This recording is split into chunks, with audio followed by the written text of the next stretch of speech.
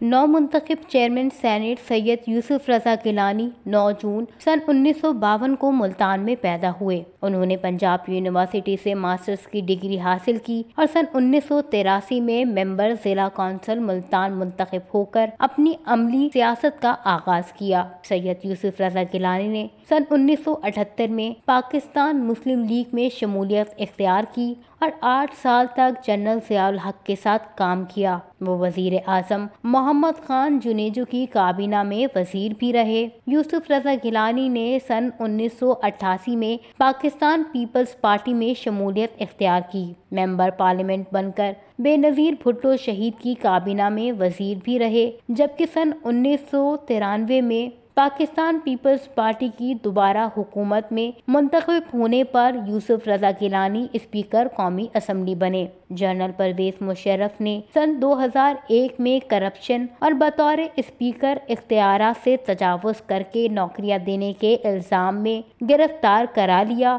यूसुफ रजा गिलानी 6 साल तक अडियाला जेल रावलपिंडी में कैद रहे। सन 2008 में बेनज़ीर भुट्टो की शहादत के बाद वजीर आजम का ओहदा संभाला, जबकि सन 2012 में मुद्दत मुकम्मल करने से पहले ही सुप्रीम कोर्ट ने 5 साल के लिए नाअहली की सजा सुना दी। यूसुफ रजा गिलानी 5 साल तक पार्लिमानी सियासत से दूर रहे। सन 2021 में वो सेनेटर मुंतखब हुए, जबकि सन 2024 के कौमी इंतखाबात में मुल्तान से MNA मुंतखब हुए और MNA मुंतखब होने के बाद सेनेटरशिप से इस्तीफा दे दिया और बतौर मेंबर पार्लियामेंट हल्फ उठाया। यूसुफ रजा गिलानी ने सेनेट के ज़मनी इंतखाबात में दोबारा सेनेटर मुंतखब होकर मेंबर पार्लियामेंट से इस्तीफा दे दिया।